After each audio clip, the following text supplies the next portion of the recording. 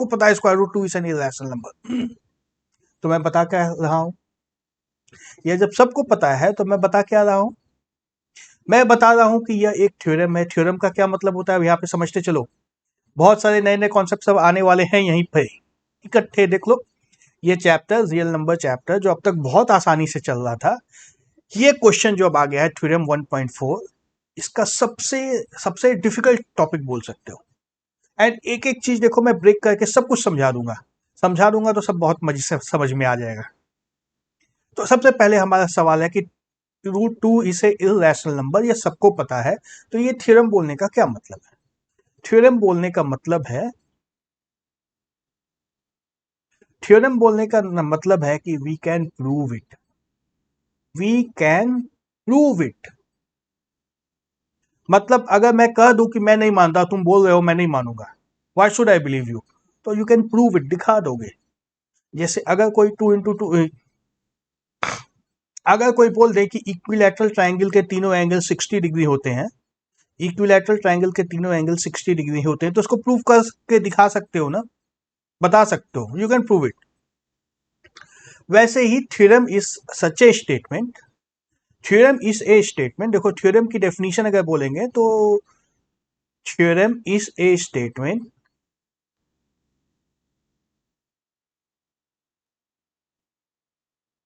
That can be proved.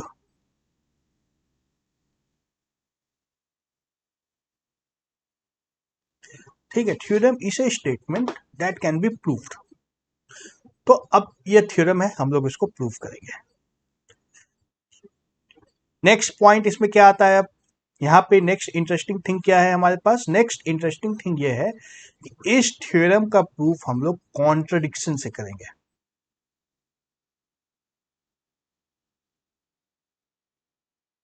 Contradiction से, proof bye contradiction. Contradiction क्या होता है, कॉन्ट्रडिक्शन क्या होता है, contradiction means oppose. If I contradict you मतलब I say I don't agree to you.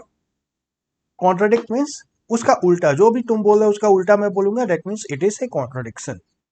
तो इस स्टेटमेंट का कॉन्ट्रडिक्शन क्या होगा, कॉन्ट्रडिक्शन ये होगा कि इसको हम लोग फॉल्स मानेंगे। लेट अस एज्यूम, देखो अभी हम लोग को दिया गया है कि prove that square root is 2 is rational, irrational, है ना। ये दिया गया है कि proof that square root 2 is irrational. Yes, question अगर है अभी, that means it is a true false question, you need to decide, you need to decide true होगा या फॉल्स होगा। हाँ, क्वेश्चन में दिया हुआ थ्योरम है, that means it has been given कि ये ट्रू होगा, लेकिन हम लोग इसका उल्टा एज्यूम कर लेते हैं। Let that square root 2 is rational. ठीक है, ऐसा मैंने मान लिया, मान लिया तो मतलब ये गलत है ना, ये स्टेटमेंट जो है यह फॉल्स है, ये स्टेटमेंट फॉल्स है। यही हम लोग को दिखाना है कि ये स्टेटमेंट फॉल्स है। अगर ये स्टेटमेंट फॉल्स है मतलब इसका उल्टा ट्रू होगा, that means square root 2 is rational. देखो एक नई चीज आ गई है यहाँ पे, अब नई चीज आ गई, इस तरह का प्रूफ हम लोग पहले कभी नहीं किए थे, नहीं किए ना।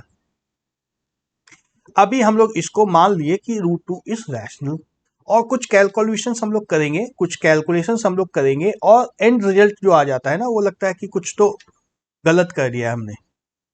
गलत क्या किया है, तो गलत यही किया है, let that square root 2 is rational. यह जो एजम्पशन था यह गलत था। अगर यह गलत आ जाएगा दैट मीन्स इसका उल्टा सही है, that means square root 2 is rational. तो ये हम लोग का प्रोसेस होने वाला है। Let us get into the process. Square root 2 जब रैशनल है तो square root 2 can be written as, square root 2 can be written as r divide by s. R and s both are integers, है ना, r and s both are integers. इस तरह के form में हम लोग इसको लिख सकते हैं। Very straight forward, rational number का डेफिनेशन यही होता है। तो आर एंड एस में कोई कॉमन फैक्टर्स है कि नहीं, हो सकता है हो सकता है ना भी हो। Bye eliminating all common factors,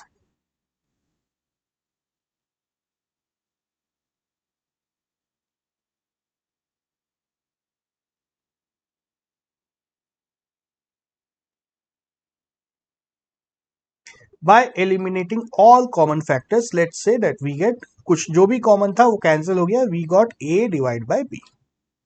ठीक है, अब स्क्वायर बोथ साइड्स,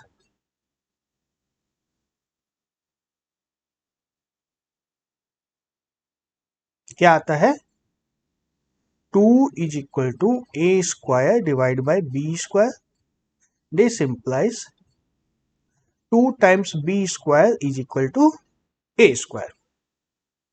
ठीक है, ए और बी दोनों हमारे पास इंटीजर्स है, दैट मीन्स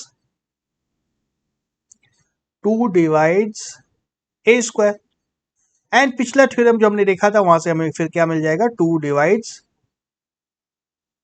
ए, मतलब टू ए एक इवन नंबर मिल रहा है हमें, no problem, let it B.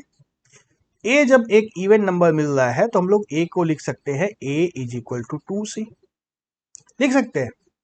And मान लो ये हमारा इक्वेशन नंबर 1 था, ए की यह वैल्यू इक्वेशन नंबर 1 में डाल दो, substitute the value from 2 in equation number 1, क्या आ जाएगा 2b square is equal to 2c का स्क्वायर, जो कि हो जाएगा 4c स्क्वायर, यानी कि b square is equal to 2c square.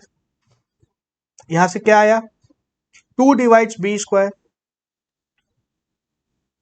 है ना, 2 डिवाइड्स बी स्क्वायर, फिर से हमारा पिछला थ्योरम लगा के क्या मिल जाएगा, that means 2 divides a b. अब देखो क्या हो गया, हमने क्या कहा था, after eliminating all the common factors, eliminating all the common factors हम लोग को क्या मिला था 2 is equal to square root 2 is equal to a divide by b, मतलब ए और बी में कोई भी कॉमन फैक्टर नहीं था। लेकिन यहां क्या हो रहा है 2 डिवाइड्स ए 2 डिवाइड्स बी, ए और बी के बीच में एक कॉमन फैक्टर हम लोग को मिल गया है, that is a contradiction, that is a contradiction. ठीक है, that means our assumption is wrong, this means our assumption is wrong.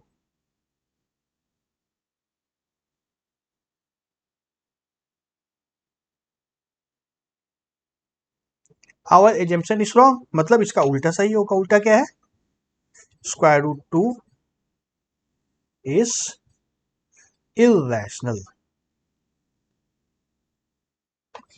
बात समझ में आई।